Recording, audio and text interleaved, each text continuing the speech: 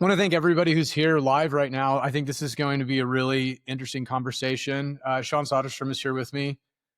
Sean is usually the smartest guy in the room. It's rare that he's not. Definitely are today. Thank you for being here. And Sean, if you wouldn't mind, like you've helped me a lot over the past year, just with broker strategy and whatnot, because you have such like in-depth experience. Would you mind just letting everybody know kind of what you've done, and what you do now, and then they'll know who you are if they're not familiar with you already. For sure. Thanks, Eric. That's quite the intro. Now I have to live up to the expectations for the next hours. I'm Sean. I got to meet you through Mike Del Preti's Innovation Hub, which was a really nice group that we're a part of, and we were lucky enough to be on stage together at Inman in New York earlier this year. But in terms of my background, I spent 7 years at McKinsey and Company, the strategy consulting firm, most recently co-leading their North American real estate practice. So I got to work with big brokerages on things like growth strategy, recruiting strategy, compensation design, M&A approaches. I got to work with private equity companies that were taking a look at the software assets or software technologies that many agents and brokers use in the industry today. So I got a really close look at those types of businesses. And then I also spent a few years early on at Compass. So I joined when there were about 30 people at that company, and I took the role leading expansion and growth for Compass in the early days, well before Compass was in Texas. And so I actually left Compass back in 2017, so a couple of years back. And when I was there was no brand knowledge of the company. There was very little in terms of technology. We were selling ahead as to what the dream and the future promise of the company could be. And a lot of what I was focused on was, recruiting agents, buying businesses, integrating businesses, and then hiring teams of really talented people to support agents kind of nationally. And I think through that experience, we struggled with the nuts and bolts of keeping the recruiting engine in motion, and also with retention, right? And how can you help people to feel celebrated and supported? And as I thought about that, alongside my co-founders of the business that I help to run today, called Cordet, we provide brokerages, but more and more so teams and agents themselves with recruiting functionality, retention functionality, and then a better understanding of what's happening in the market and where you are relatively more successful than others. And a lot of what I get to work with is really complicated data and a lot of different parts of information. I think this is what the interesting part of this discussion today is, the complementary aspect of that, because we're going to get into some more research that the two of us and Mike have kind of co-authored or co-sponsored independent research that's very different than data. It's actually a much more qualitative in nature. So super excited to get into it. Yeah, me too. Let me ask you, so I know why I was interested in doing this, and that's that my hypothesis is that too little attention is focused on retention, and too much focus is put onto recruiting. And through my own experiences, I feel like a lot of brokerages miss the mark. I feel like a lot of emphasis is placed on, compensation plans or maybe even downlines. A lot of emphasis is placed on technology. And I believe Bailey, whenever she presented this to us, she called those table stakes. And I have always felt like that agents want more than that. So I'm diving right kind of into what I thought was going to happen and what we saw. But why were you interested? I mean, specifically, like when I pitched this to you and said, "Hey, Sean, you want to pay for this with me?" Why were you interested in doing it? Well, I crave information, and I love as much information as possible, because I think that helps us to turn hypotheses into things that we feel even more confident about. But again, I see that a huge amount of agents move between brokerages every year, right? I see that $480 billion of sales volume and $12 billion of commissions moves between brokerages each year. So I see that. That's a fact. But what I don't see are, what are the reasons that an agent goes from a small company to a big company? What are the reasons that an agent goes from a big company to a small company? What drives loyalty, right? I get to talk to my customers today, and we're lucky to work with you all, right, at Bramlett Partners, right, about things like value proposition. And unfortunately, the data that I see doesn't tell me what the value proposition of Bramlett Partners is. And so to hear that kind of expressed, it's great to hear it from you, Eric, but to hear it expressed from agents about why they're making decisions, and to have the opportunity to profile a group of productive agents who recently switched and then understand the psychology of that was kind of an interesting opportunity, I thought. Yeah, definitely. And we iterated a lot on what the profile looked like. And from memory, and I'll share screen for 1 second so we can kind of jump right into the presentation. But it was really important to both of us that we profile the right agent. And, for me, that was because I'm aware that, in my opinion, 80% of the agents that are out there, just by the numbers, are working kind of part-time. And we wanted to know, these full-time agents, the agents that are producing, what was the number, Sean? Was it 5 million plus that we profiled on this? I think it was 3.5 to 35 million in sales volume Got it. from around the country who had all switched brokerages in the last 12 months.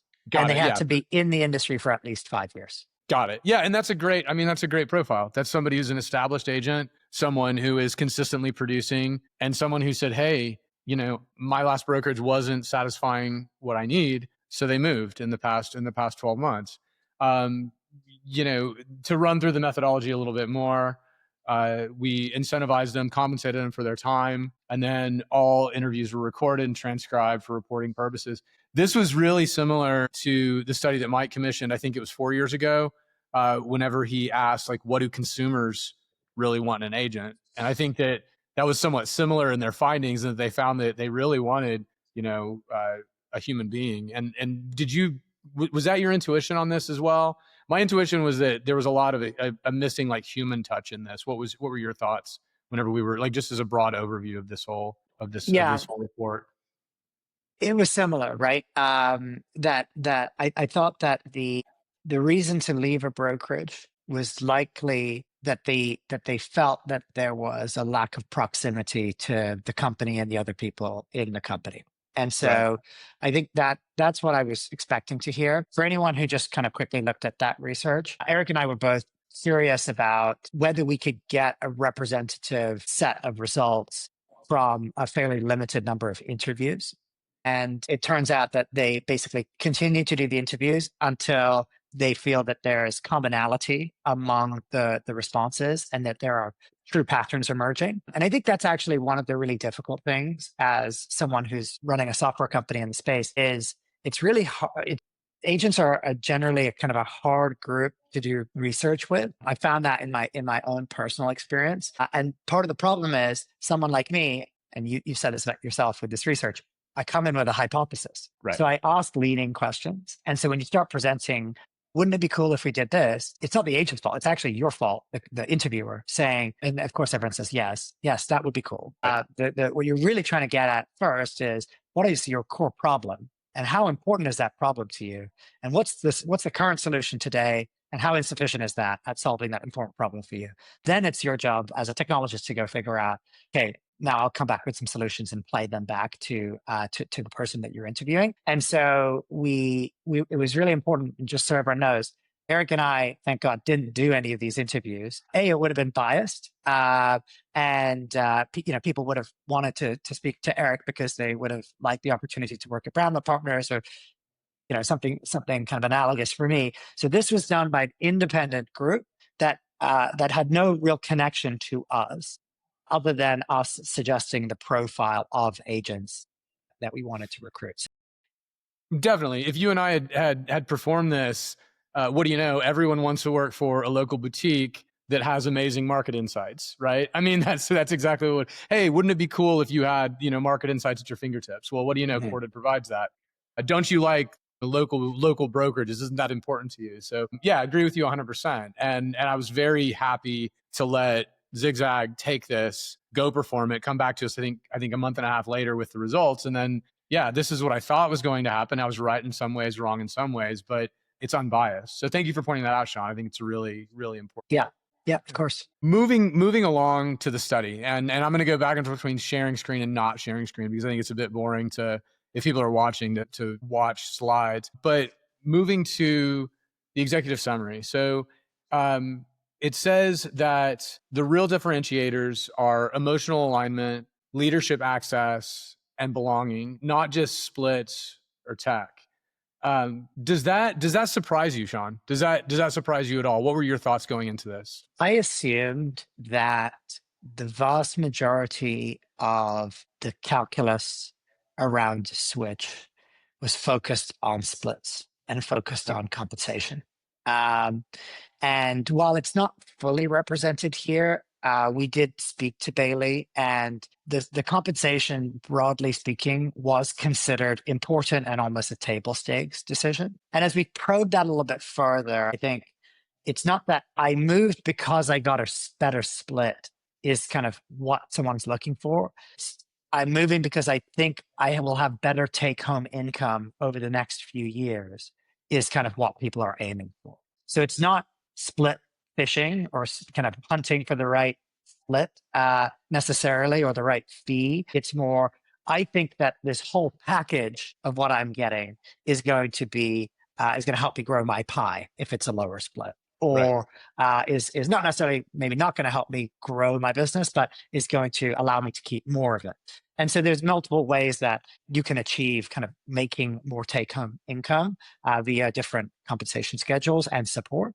But then a lot of this, as we can see on the page here, is talking about things outside of the financial aspects. And those are the parts that were, quite frankly, more interesting to talk about. And so, we'll get into each of these, but the one that I really loved was this, what the factors that drive agent loyalty, and splitting it into two component categories of emotional loyalty and practical loyalty. Right. And it was interesting because when I started, our company was very small, and when I left, it was quite large.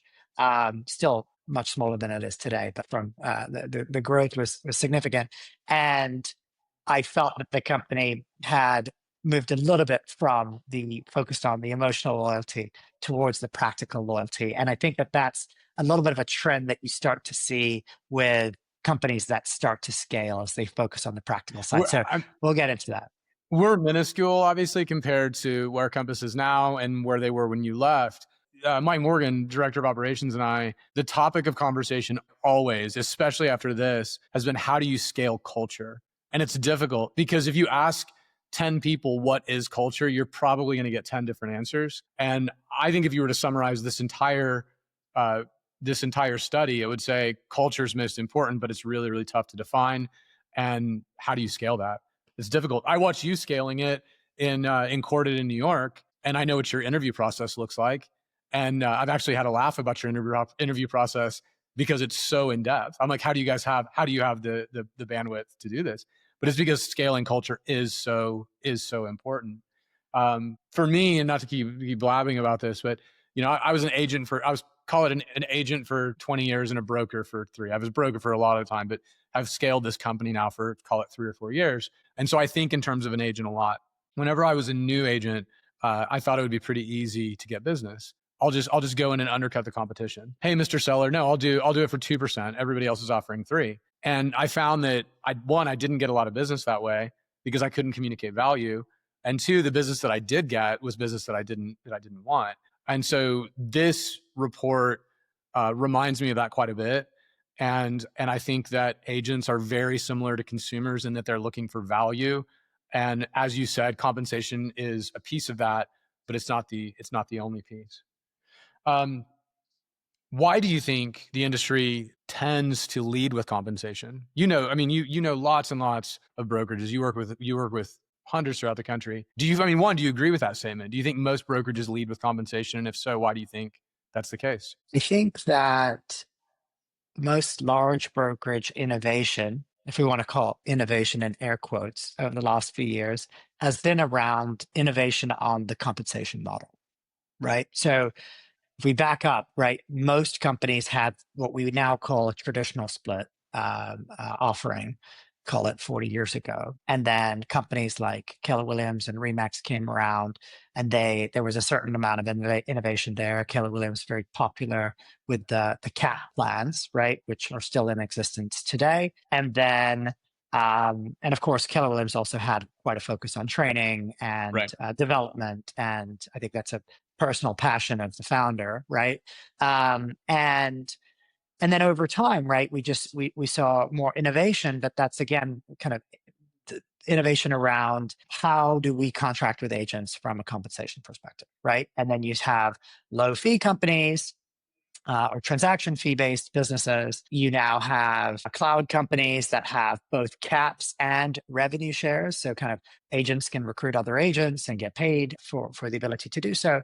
And so I think the core business of brokerage is not fundamentally changing that much. The quote unquote innovation is around how do these, and typically larger companies, focus on maybe taking less in terms of profit margin percentage. So basically being willing to give agents more, but then requiring then a huge volume of agents and a huge volume of transactions in order to actually make the money that they want to make. And so what's interesting is as the innovation has kind of focused on compensation model in favor of the agents and in favor of the teams over time, those companies have then in turn focused very much so on recruiting heavily.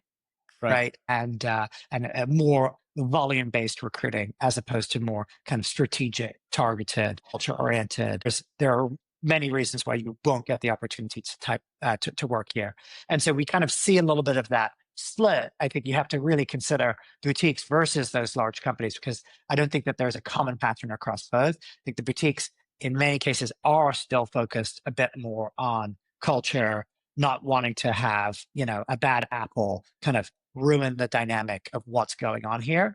And we could take that one more micro level. Team leads are very protective often of their culture when they have, kind of 3 to 20 agents, right? Because it's really important if there's kind of a closely tight-knit operation and someone comes in and they're not carrying their weight, or they have the wrong attitude that doesn't kind of align with the rest of the team, that can really kind of turn things askew, right? And so I think it's slightly different depending on large versus small, and then also different types of business models. Yeah, definitely. You use the word innovation, and I have to poke at that for a second, because how innovative can compensation truly be, right? You can go up, you can go down, you can share revenue. There's not a lot more than that, and so it begs the question: how much innovation is really out there, right? It looks to me as though if you go back historically, Remax, they truly innovated. Keller Williams truly innovated, and there've been a lot of emulation of those models. But you have to shed services in order to remain profitable, and it's built up this ecosystem around, right? Why do prop tech founders exist? Well, it's because the companies aren't innovating themselves. Now, you can also argue that, are they able to? Maybe technology needs to exist elsewhere. But coaching would be a good example. The coaching industry exists solely because brokerages stopped offering that, because the compensation packages became extremely beneficial. Extremely lopsided towards the agent. I think that's a conversation for another day, maybe over a beer or a burger or something like that first.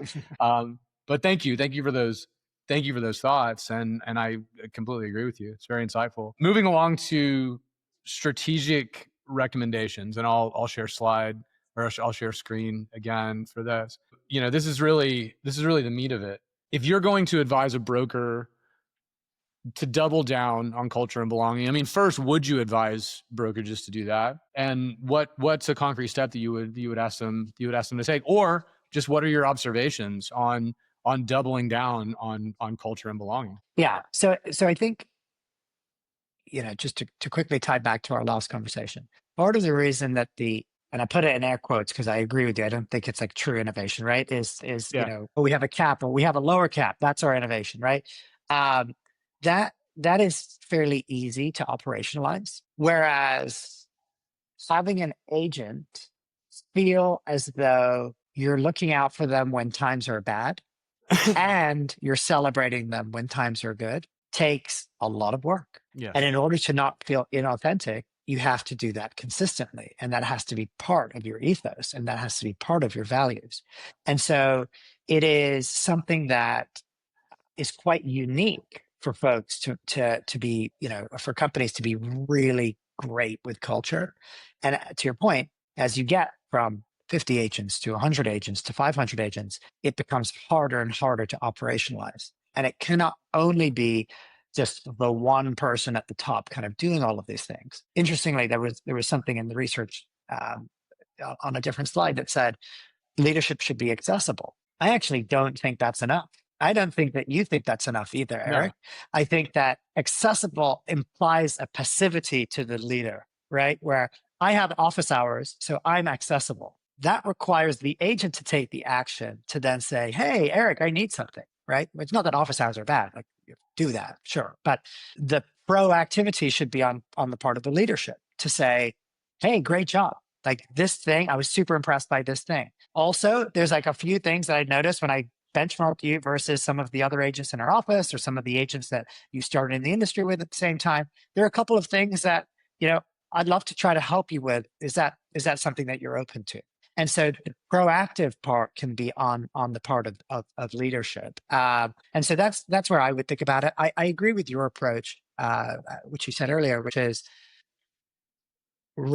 great. Retention is almost not the right word, because retention is kind of a measure of a lagging indicator when someone's so frustrated so many times that eventually they leave. Retention is not really like the right word, but we want a kind of systemic focus on support, on caring about them personally, kind of being there with them kind of throughout their lives as their businesses and their lives continue to develop, right? And retention is kind of that last thing that you measure when it doesn't all go very well.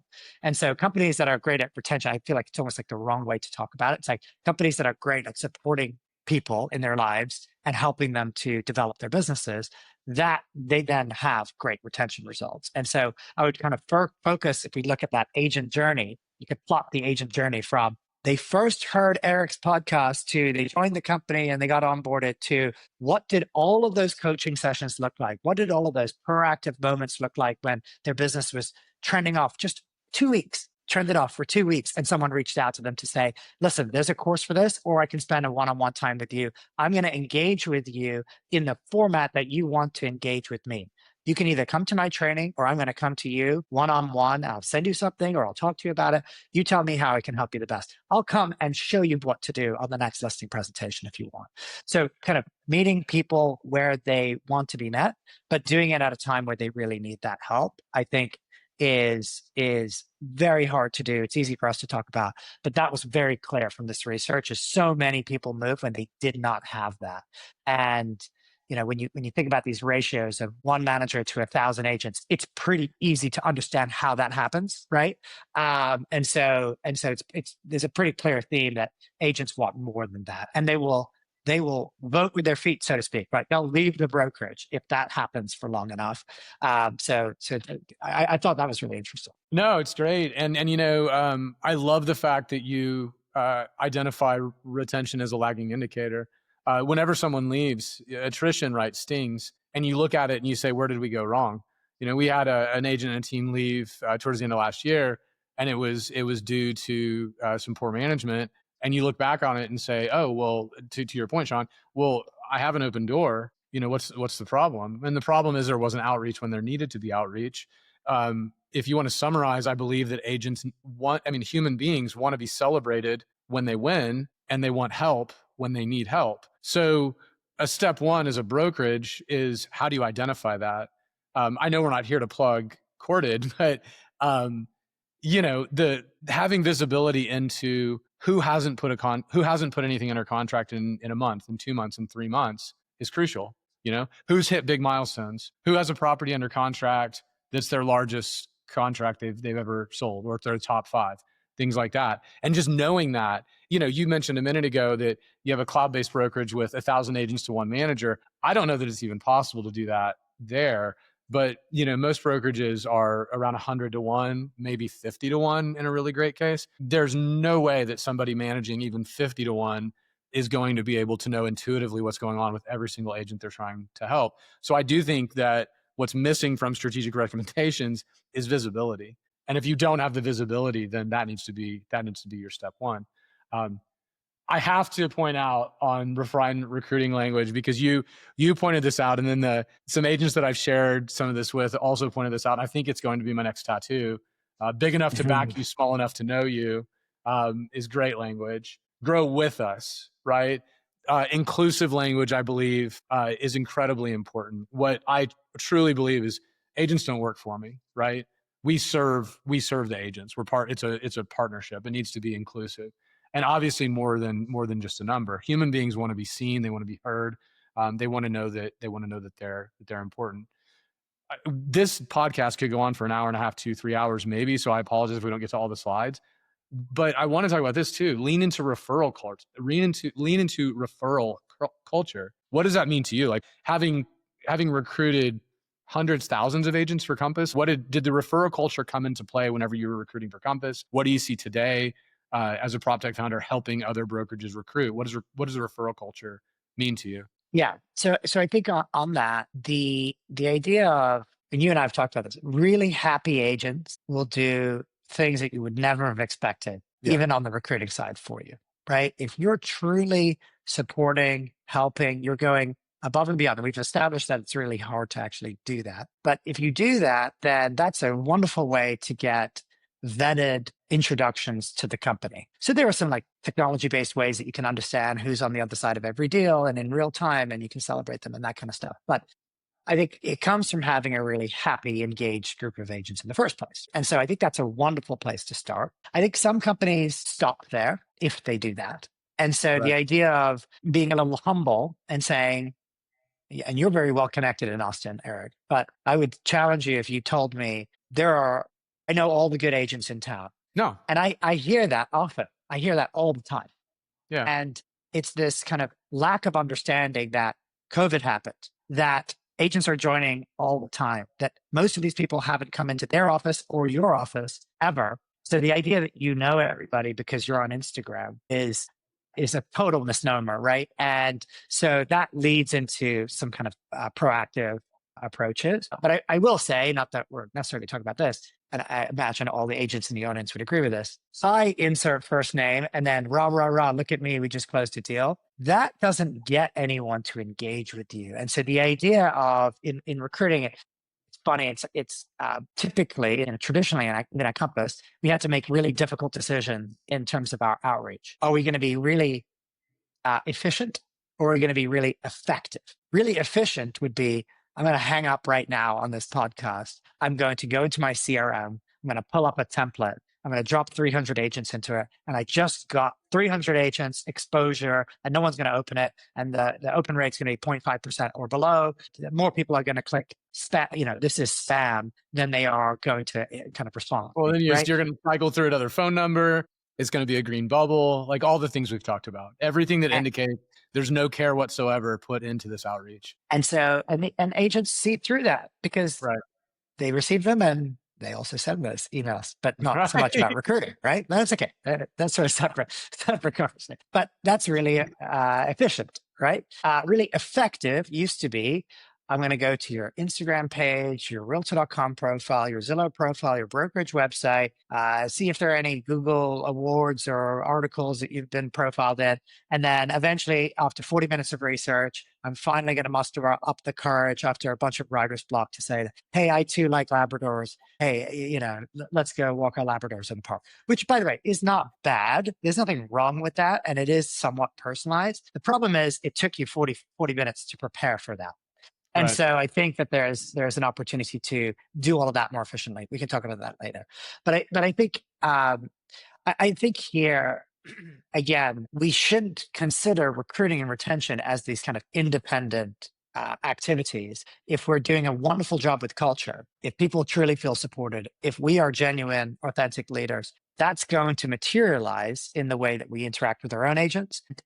On recruiting, it should materialize in the way that you interact with people outside of the company. And that's true also for anyone who's considering building a team or is a team lead, thinking about growing that team. That's very true as well, is to kind of do that one-to-one, but just always measure how efficiently you're doing it because there isn't endless time. So you need to try to do it both effectively and efficiently. Oh, to use your example, I mean, you could spend 45 minutes prepping to make one phone call and the person could hang up on you in 30 seconds. I think that's why the referrals are so important. 2 books, I'm not sure if you're familiar with them. Are you familiar with Ninja Selling or Creating Superfans? Are you familiar with either or both of those? Yes, Ninja Selling. I haven't read Creating Superfans, but so many people have talked about it that I Do you think I like have do you to like read it. audiobooks or Yeah, I do. you like I do. audiobooks? I'll gift I it to do. you after this. Yeah, Okay, Brittany's thanks. amazing. Well, I pitched both of them. I pitched Ninja on Ninja recruiting, and I pitched Brittany on recruiting superfans because I think you can take the same strategies that agents use to delight their clients and garner referrals. I think you can do that as a broker, and I think that it all starts with focusing on those that you are already working with and doubling down on that. I think the side effect is more recruiting. I mean, the main effect is better retention, and the side effect, I think it does solve. I think it does solve for recruiting. But we can move on from my hypothesis on and takeaways on this, and keep moving on, moving into the study because we've got a lot. This next slide has to do with brokerage transitions. And this shows a number of, let me see here. Yeah, this shows the agent transitions from small to large and from large to large and from large to small. Looking at this, what are your thoughts on this? Whenever we see the agents that are agents that are going from small to large, they outgrew limited systems. Moving from large to large, they're finding a better cultural fit. Large to small, they want more autonomy or they're overwhelmed by bureaucracy. And then return to previous firm. Obviously, I had made a mistake. I'm going to come back to what I had before. We all can't be small. We all can't be big. What do you feel? I mean, what do you think? What's the commonality here?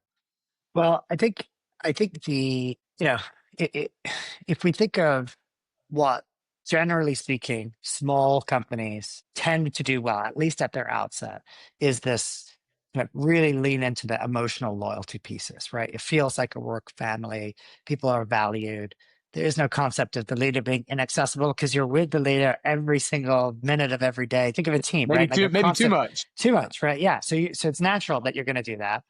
And then sometimes those companies don't have all of the same resources, tooling, technology that a larger company has. And the large company may be adept at communicating how great those things are to you in a kind of a proactive recruiting approach. And so you may be kind of making that decision. So I think that generally makes sense.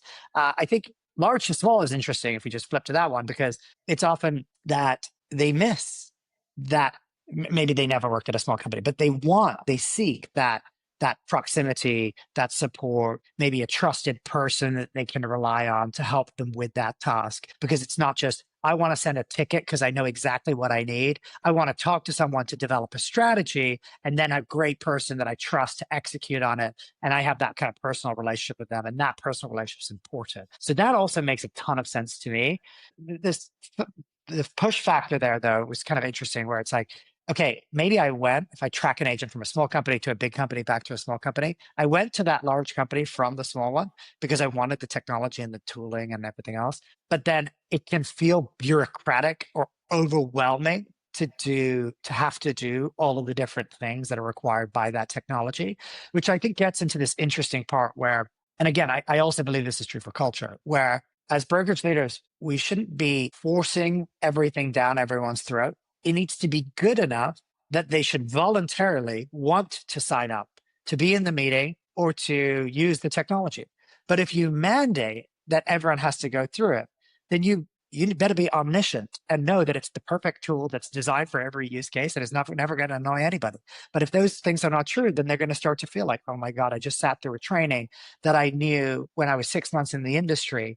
I'm 6 years and I'm the biggest producer here, and they just forced me to sit through this training. Like, Right. These people don't understand what I'm going through. Right. And so it's kind of this thing where even the offering at a large company needs to be good enough that people will voluntarily sign up for it. I think large to large is interesting. You characterize it as like more culture and like a better alignment there, but better splits also came up. So it could be that you're at a large company and maybe you run a team and you feel like you do a lot of the work. I know a lot of teams at large companies, and they feel that they can almost like a small brokerage in terms of their operation, right? They have their own assistants, they pay for their own tech. Maybe they got a discount from the brokerage, but they're not using the brokerage CRM. They're doing their own stuff. And then it's like, get out of my way, because there's another company with a similar offering and better economics. And I see a lot of those moves between a slightly newer cloud company from a slightly older cloud company. Those types of things, we can see it in the data, and sometimes they're a bit more aggressive on the splits to try to get those folks who are at their core competitor to come over. So I would like to address a few of those, right?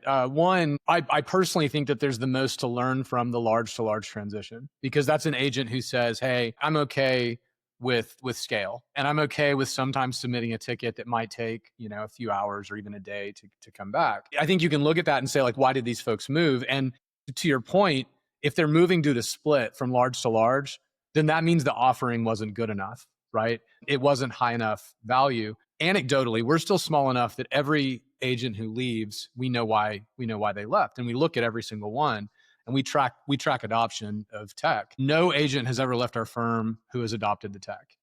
Full stop. If the tech adoption is there, they stay because they see value. Now we have to do a lot of other things right that I think we do get right, culture being the most important. But to your point, if a brokerage is providing tech and they're trying to either ram it down their throats through mandates or by promoting it, because that's another way of really ramming things down agents' throats. It's like, oh, why are you not using this? Why are you not using this? Rather than showing the value, the agent very logically is going to say, well, what am I paying this brokerage? What could I pay elsewhere? As you mentioned, I'm already paying for, Follow Up Boss here or some other CRM or some other tools. I can just increase my bottom line by making a move. So I think there's a lot to learn from the large to large. I would almost like to dig in if we were to do another study and that be the only profile is large to large. Like where are these guys missing? What can we learn? From that? I think one of the other kind of fascinating things that I've observed just in the industry is how many decisions that are made on the part of brokerage leaders are in service of what can I communicate in a recruiting pitch, as opposed to what is going to generate the most kind of intrinsic value for the agent. Right. And I think that leads to a lot of fatigue on the part of the agent, and justified fatigue, because it's, hey, we've got this new thing. Hey, we've got this new thing. Hey, we've got this new thing. Because we're just going to keep adding stuff, because we think that if we keep adding stuff, you're going to keep seeing value from the role that we're playing, versus a more strategic understanding of what really moves the needle for the agent's business. And let's lean into one thing or two things. And so this, we've talked about this with Mike before, and he's a big champion of focus. Like, I think that's super important. Like in many ways, we're all doing too many things. Even a brokerage is offering too many things. If we did a fewer things more to a higher level, we might actually see more value. And at the end of the day, if we're confident that that value will accrue to the agent, then that's a winning proposition. But right now it's this doesn't happen with Cordet, but with other companies, like, let's white label this, let's do this, let's do this, because I don't even want the agent to understand that it's coming from you. I want the agent to feel like it's coming from me. Meanwhile, that's not even a category of tool that the agent should reasonably be using, or anyone should be paying for, right? And it's like, I think I could just add this to my suite, and now everyone's going to love it. And ultimately, there's just too many things. There's too much to log into. There's there's so much switching costs, and people are getting tired of all of this stuff. And it's interesting to kind of look at that juxtaposed with, we're at the greatest time of technology innovation that has ever existed in history. And there's so much happening so quickly. And agents have just been kind of shown so many unhelpful things over time that have gone out of business, or just didn't work. And, I feel for both the agent in that context, but I can also, to some extent, empathize and sympathize with the brokerage leader who's like, okay, we want to add more value. We cannot afford to build every single thing ourselves. So we want to figure out what to do, but they kind of maybe missed the mark in terms of delivering the right thing to the agent. Yeah. And I don't know. I mean, I think messaging, and this is where I can get on a soapbox, but if you present something to agents as, hey, this is wonderful and you have to use it because it's going, I love the phrase move the needle. I started using that when I heard Mike say it all the time, and I use it all the time now. If you tell agents the tool is going to move the needle and you don't know for sure, you don't know, if you're not absolutely certain it does, then you just eroded your own reputation. Mm-hmm. And you can only do that so many times before agents just completely tune out. So I think you have to guard your advice very closely, and you have to be very, very strategic about what you advise. Because if you have a shotgun approach, it's going to fail. One other insight when you were talking, one of my favorite quotes on systems design is that if you're not deleting so much that you made a mistake and you have to add it back, that you're not deleting enough. And that really is just a fancy way of saying that you want to simplify things rather than make them more complex, because the simpler you design something to be, the easier it is to use. The easier it is to use, the more adoption you're going to get. So to summarize, only provide valuable things and make sure they're easy to use. That was my takeaway. Well, I think there's another. So of course, like the most important thing is the intrinsic value. But I'll tell this story. At least I think it's funny, and I won't name the company, but I'll tell you later. So I was talking to an agent at a company, and I was like, "How are things going?" Everything's changed. We got this amazing new technology that just came out. It's so cool. Wow! Like, tell me about it. Like, how do you use it? Like, how many clients have you gotten out of it? Like, how do you save time? Like, oh no, I haven't logged into it. And I was like, well, sorry, you just told me you're so excited. It's like, yeah, no, they did this whole thing. They like pitched it. They got everyone really excited. Like, I think a lot of people are using it. And, I just love it that we're like continuing to like build this kind of stuff. And so the point there I'm trying to make is, of course, you don't want to have that situation where it's like maybe not a useful tool and people are excited about it. But at least what this company did was they really focused on the communications plan around stuff that they're doing. And I think you have a very authentic way that you do that, Eric, yourself. And I think you actually share that outside of your company, like broadly, publicly, on the things that you're experimenting with and building. And I think that's great that you do that. But companies underemphasize the rollout and the training and the excitement. The excitement is the most important part up front. If there's no excitement, no one's going to want to come to your training that you mandate, right? And so the kind of product marketing, if you want to think about it that way, around some of these things, you can see some clear companies that do that well. And then you can see a whole bunch of companies that don't focus on that at all. And the only place that they talk about that tool is their next recruiting meeting. And so it feels quite hollow. And so it really needs to be something that is emphasized if it truly is important. I have a matrix in my head that I want to sketch out at some point of actual value and perceived value. And I feel like a lot of, when you talk about like tech that lives in the recruiting presentation and nowhere else, that's very high on perceived value, very low on actual value.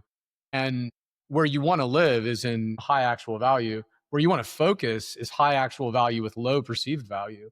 Because if it's high actual value, low perceived value, you have a chance to educate. And if you can do that, then wow, you were just able to make a huge win without actually having to adopt anything new. I agree with you that the communication and the rollout's critical. You can't just introduce a new piece of tech and expect them to use it. Like, you have to show people how to use it. You have to show them why they want to use it as well.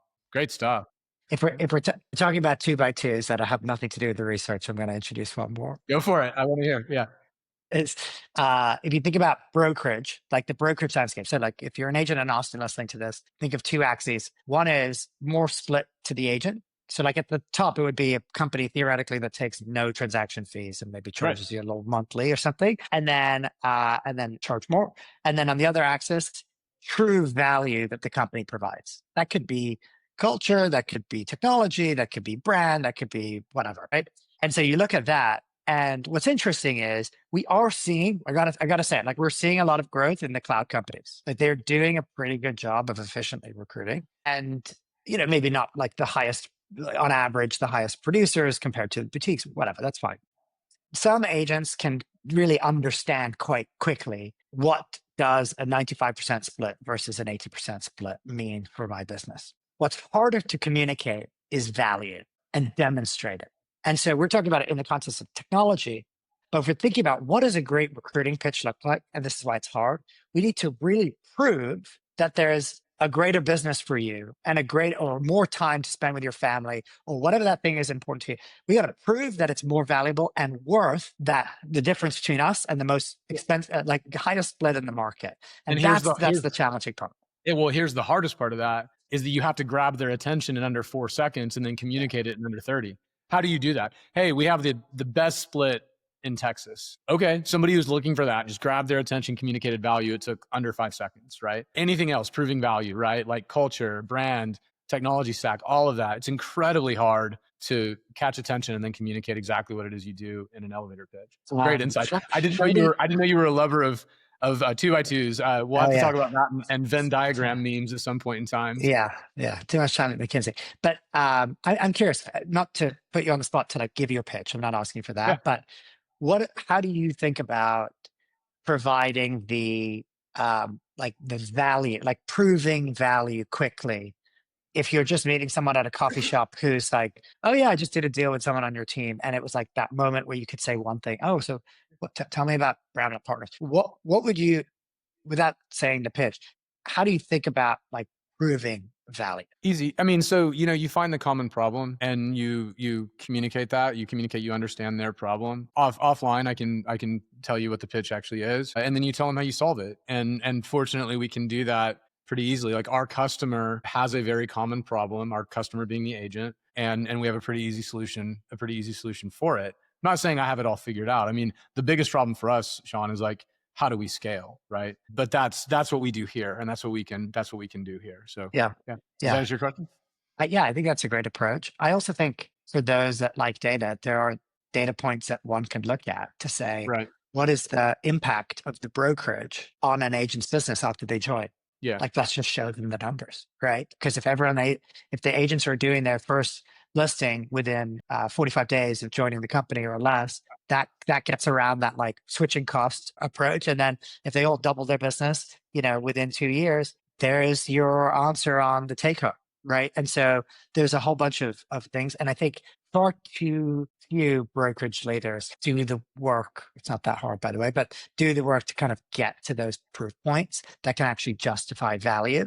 Because you want to lead with the value, and then all of the features, our listing presentation, and talk to Tom because he's great with transaction coordination, blah, blah, blah. Those are all supporting the evidence, right? But to your point, like, you have to understand, is it saving time? Is it growing your business? Is it just to feel more happy and supported? There's a bunch of different reasons. But when it is about growth, then there are some actual numbers that you can use to kind of support. I mean, at the highest level, our retention rate is what we talk about a lot. Yeah. And then versus satisfaction and retention is fantastic. Right. Yeah, that's another great thing. Great. Moving along to the next slide. So this is where we get into the interesting stuff. Factors that drive agent loyalty, and we have emotional loyalty and practical loyalty. Tech shows up in positive and negatives. I guess we've already talked about this, right? Like, tech becomes burdensome whenever it's too complicated. How do you think that, I don't know, these questions that I have prepared here, we've already answered a lot of them. Let me just ask you this: like, what does this slide mean to you? Right? We're looking at emotional loyalty versus practical loyalty. And what are your takeaways as a broker owner? What would you take away from this? My guess is most broker owners are focused on the right, not the left. Okay. And particularly medium and above in terms of size of companies, right? They're thinking about, how do I compete with the next brokerage that's offering the cheap split? Oh my God, we don't have an AI version of this. And they're kind of looking to match what they see other people doing in the market. And I think being inspired to offer more is a good thing, but again, focusing on real problems and how do you actually deliver the value, I think is great. And I think that the dangerous part is trying to do all of these things exceptionally, right? I don't think it's possible or profitable, at least, to do every single one of the things on the right side perfectly. So leaning in initially, if you feel like you're bad on all of those, pick one or two that you think you want to be known for. That's what I would say. And then, but probably more importantly is, I think, far more brokerage leaders can and should be thinking about the emotional loyalty side. And that's pretty hard to rewire, honestly. I think it's one thing if you've always had that, and now you have a problem, for example, of how do we maintain or improve this as we scale? That's an interesting intellectual question, and one that is really important to get right. We at Compass were we try to be very careful about not ever letting a new market expansion go wrong, right? That would be very reputationally damaging for the business. And so we spent a lot of time on the left-hand side making each market, because these were maybe in two very different parts of the country, feel independent and like their leadership was local and the local leadership could make decisions. And it didn't feel like there was an ivory tower on the East Coast that was like making the decisions for me that didn't really apply to me on the West Coast. That was a big part of my role, was kind of just making sure that we had that left hand side figured out as well, for Compass. But I think rewiring a business that doesn't have that today is challenging, and it probably starts with hiring the right amount of leaders that can actually support folks kind of practically locally. And then if you are in a brokerage with multiple offices across a big territory, it probably requires a lot of the time of the leaders to kind of be out and to understand what's going on, because you don't want this hub and spoke feeling in one of the spokes, right? You don't want the satellite office to feel like it's not important and never gets any of the attention and never gets any of the resources relative to the core office, right? And so I think that's a difficult thing to ask companies to do in a really difficult real estate market, is to go rehire or hire, for the first time, a whole bunch of really talented leaders who can actually truly support agents in good times and bad. But that is, as we're seeing in the research and we're seeing in the data, that is actually fairly important, or very important, in order to get the retention results and, quite frankly, also the recruiting results that you're looking for. Yeah, well, I think, what you're talking about, again, it's so difficult to define culture. How do you define, like, what is a work family? You could ask 10 people and you'll get 10 different answers, right? And if you don't have this right, it's going to be really painful for a while until it gets better. That's a very hard pill to swallow versus, hey, let's just go get some new tech. Hey, let's work on our comp package. We think that this will fix it. I agree with you. I think the vast majority of brokers are spending almost all of their time on the right-hand side of this and very little time on the left-hand side. I agree with you as well, that I do see a lot of very, very small brokerages and teams that tend to live on the left-hand side, because that's where they can win. And it makes a lot of sense. And by the way, they see these folks every day, generally 40 hours a week. And that's kind of why it stays fixed whenever you're really small. I also think, one of my observations is that we have a little bit of a talent problem in this industry, in terms of kind of that leadership role that might not be the owner or kind of top executive at the brokerage, that is kind of supporting agents. And I think, the folks that are in those roles, very well meaning, they tend to gravitate to their own agents, but they sometimes, and I'm generalizing, which is always dangerous, but they tend to be a little bit disorganized, not using systems. And so things fall through the cracks, right? Agents don't get noticed when things are good or bad. There is no kind of tracking or accountability around those different things. And often there aren't really the right incentives. I would be so bold to say every sales manager should be incentivized to some extent on the profit of their office, and that will align incentives. That's what would happen for any other industry in which that was kind of an important role that kind of has, typically would have P&L responsibility for the area that they're in. And I think that's interesting. Yeah. Yeah. And so, if you don't have the incentives in place, then you don't have the right talent that kind of wants to go be in those types of roles. And then they don't do the work in the way that you wish that they do. So it's not their fault necessarily. It's that I think just we haven't, as an industry, kind of figured out the right way to encourage the right talent to kind of be in those roles and kind of execute effectively.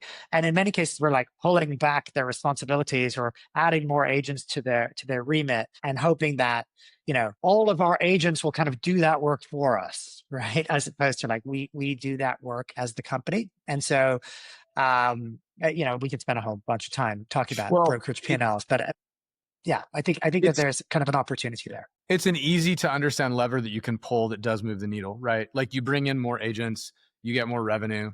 That does fix a lot of things. But I think that what's ignored are a lot of problems that come along with it. And that's why we see this, this high attrition rate in the industry. There you are. There's your McKinsey background right there. Like any other industry would have, P&L responsibility. I've never even heard the phrase P&L responsibility until today. So there we There go. you go. I love it. I love it. Right. One of my favorite slides, and it's really just observational. I'm going to try to kind of skip to some of the best slides now since we're running out of time. Yeah. Phrases that resonate. I love this, and I think we talked about this for a few minutes whenever we looked at it. The first time. Built for the agent who wants to grow fast without going it alone. Shared success. When you grow, the brokerage grows. Interestingly, I think that's something that the cloud brokerages with the revenue sharing plans do really, really well. They communicate that message a lot, and that resonates really well. Mhm. This one's incredibly hard. Leadership, accessibility, and real mentorship that truly stands out here, right? How do you scale that? I mean, how do you offer true coaching? We've been asked that question. Do you guys offer coaching? And I'm like, no, we can't. Like, I don't know how you can offer coaching, like direct coaching, one-on-one, unless you have a relationship that's more of a, like a mentor-mentee type relationship that's on a really heavy split. That's really almost impossible to offer. What are your thoughts on this? I'll actually relay what your first thought, that whenever we looked at this the first time and you looked at it all and you go, this is really hard. they want a whole lot. So what are your thoughts on these phrases? I think again, like phrases are hollow if they're not true, right? So you can't just go say the phrase and expect everything to change. But I think I really like the phrase "big enough to back you, small enough to know you," because I think it tries to get the winning value proposition from the large company. Right. It's going to go right Yeah, here. That's where it's going to go. I had picked happy Eric with that. And small enough to know you, right, gets at the emotional loyalty side as well. So I think I think that one really stands out. I think the coaching piece is difficult. Right. I think this is where technology can help. And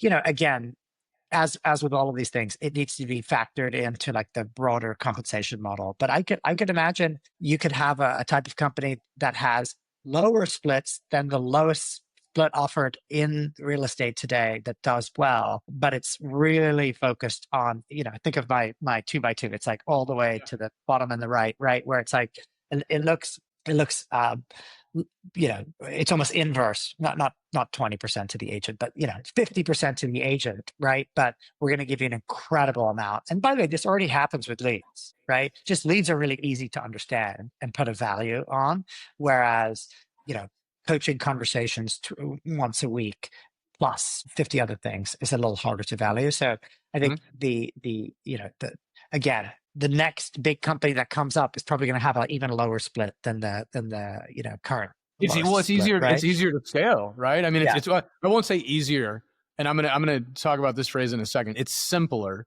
and it's simpler to understand, right? Simpler to communicate.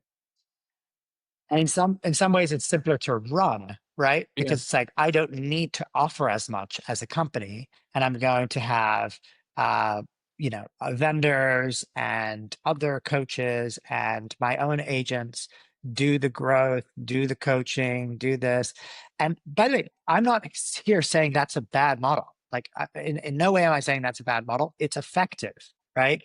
Some of these models may be young enough that they haven't kind of seen like the other side of the kind of attrition coin yet. But I think generally speaking, those companies have demonstrated, the data is there, that they can scale quickly. And it's not only with brand new agents. The question is like, how defensible is it when they're no longer the cheapest, right? That's the question that like is not yet known. But you do see a lot of movement between those companies, which kind of answers that question. How much more time do you have, by the way? I want to. Yeah, I can keep going. Okay, great. So I'll go on this deviation then for a second. Another 2x2 that I have in my brain is complicated and easy versus simple and hard, right? Complicated and easy would be predictive analytics that tell you who's going to buy or sell in the near term, right? Simple and hard is go make 100 cold calls, right? Or simple and hard could be go host a bunch of open houses. Complicated and easy could be we're going to have a rev share with you from some third party that's delivering amazing leads. What I've found is that delivering value for us is more effective whenever we focus on simple and hard, and help focus the agents on that, and sort of eschew the complicated and easy, because most often the complicated and easy isn't very effective. If you find complicated, easy, and effective, you need to hammer that and not tell anybody else that it works, right? And that's what's worked for us. And I think that it's a pitfall for a lot of brokerages, and that they're not only focusing on, I mean, they're not focusing solely on complicated and easy, but they're focusing on the entire gamut. And you need to pick your lane before you stay in your lane, if that makes sense. And that allows you to then more effectively coach. You're not giving one-on-one coaching, but you're delivering the same messaging to everyone because you know that it works. Same as the philosophy with technology, right? Like, you don't need a lot of it. You just need really effective technology. Yeah. Yeah. No, that makes a lot of sense. Can move along to the next brokerage opportunity areas. So I think this is kind of a summary of what we've been discussing. Freedom with structure. We haven't really talked about that. We haven't talked about that a lot. So agents they want a lot of help, and they want to be left alone. How do you reconcile that? So I think if you work at a small company, the idea of freedom with structure probably already feels normal to you. I would guess, right? Because there may not be so many rules and so many mandatory anything that you need to attend. So I think I think structure. The way I tend to think about this is, let's delineate. Like, we should rarely think about agents as kind of like all of my agents as kind of a group. We have to really think about different groups. It's like segment your roster, even if you only have 20 agents. Like, who's in that early phase of their career that need a lot of apprenticeship and training? Who's in that other phase where they're doing their first listing for the first time, and they need a lot of help to get that marketed on negotiation, pricing? How about the person who's very successful independently and is trying to kind of cross the chasm to go hire a team for the first time? And many others, right? But those are all kind of examples of segments. And I would kind of figure out what the offering is to each of those groups differently, right? Don't force any of them to kind of do the thing that's not relevant to their business, but have enough resources that you have things available for people at different stages of the journey. And by the way, when it comes to recruiting, don't go tell them all the stuff that's really great for the brand new agent when they're already doing 5 listing deals a year, right? Focus on, they're these great agents who I got them from 5 listing side deals a year to 30 listing side deals. Their price point went up by 25%. Can I show you how? Okay, great. Now I can talk about, who supported them and what the rebrand of their logo looked like and blah, blah, blah, blah, right? And so I think it's all specific to different segments of need among the agent population. And so when you treat with too broad a brush, then things start to feel irrelevant and things feel not helpful. But on the other side, if you had none of those and the whole business was just apprenticeship, just figure it out while you're doing it, could be quite appealing at the beginning. But if you don't feel, there's a chance that there's not enough support to actually help you achieve your full potential. And you'll be sure the one thing you can count on is a brokerage is going to reach out to them at some point with a pitch that's different than yours. And so you don't get to kind of languish there for too long, because it's a fairly efficient recruiting market and there's a lot of proactive outbound that's happening. So that's how I think about freedom with structure. What do you think? Yeah, so I agree with you. And what stands out on what you said, I mean, everything is very insightful. You can't, like you said, you can't talk to a very seasoned agent about how you're going to help new agents, right?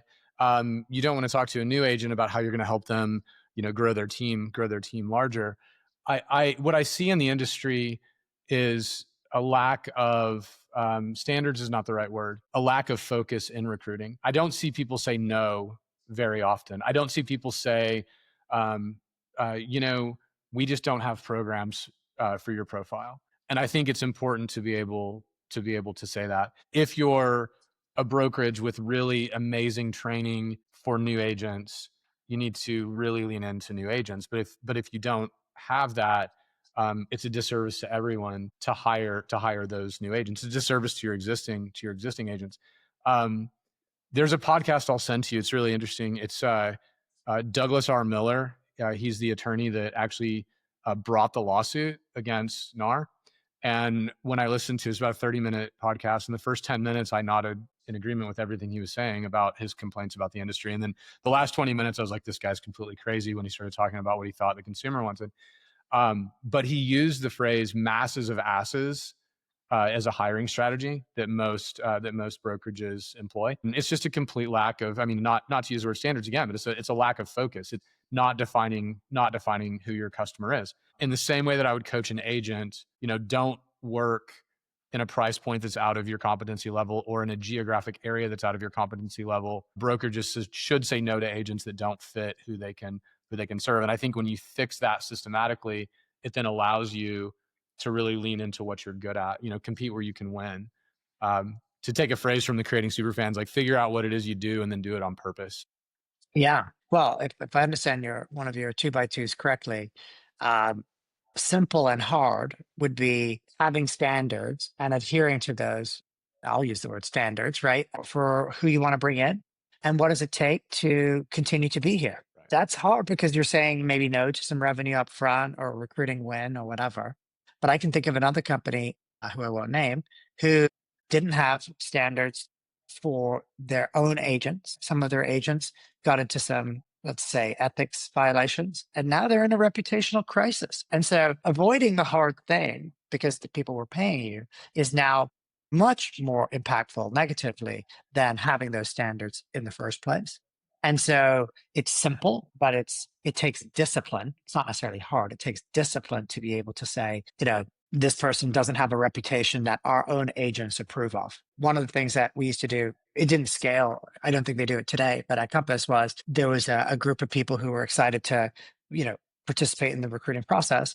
And so there was a simple question: would you be proud to have this agent as a colleague? Right. Yes or no? If they're not, then it doesn't matter. Was it 4 out of 5? It's like, okay, you're not proud to have them as a colleague. This is going to create more issues when we bring them on and announce them to the thing. There's going to be a whole bunch of people saying, this is the 5th person you hired in LA? Seriously? So, we would, and you have to do that with the right group and everything else, right? But getting those getting those views on who's a good fit, who is truly bought into what we're trying to offer in terms of if you're offering a lot of apprenticeship and coaching and training, well, who's actually going to take advantage of that when they join, right? There's a clear type of profile that will succeed here. To your point, right, on technology, if you could see that someone's a great producer and they never touched the technology, and you had all this data that said, if they don't use the technology, we're not quite sure what the outcome's going to be here, then you can use that information up front in your assessment process, right? And so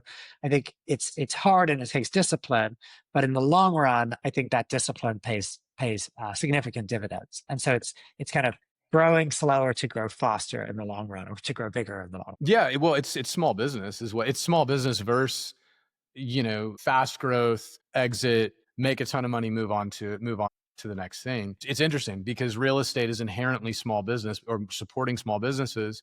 And then we have large corporations that are structured in a way that they need to have great quarterly reports. They need to scale to a point that they can IPO, things like that. I think that's why there's a bit of a misalignment in goals. I'd love to have another conversation with you offline about what doesn't scale, because that's what we're having conversations about that almost daily right now. How do you scale culture? And the question that you said, would you be proud to call this person a colleague? We have that exact same question right now. I'd love to know at what point it no longer scales. That's probably where we say, okay, we're never going to get any bigger than that.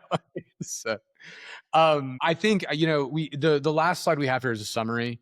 I want to talk with Mike and see when we're all ready to sort of release this entire report to everyone. Final thoughts for you, and then, or maybe, I'll start. And then I'd love to hear your final thoughts, because you're the smartest person in the room as per usual. And so we'll end with that. I think that's fair. It's very true.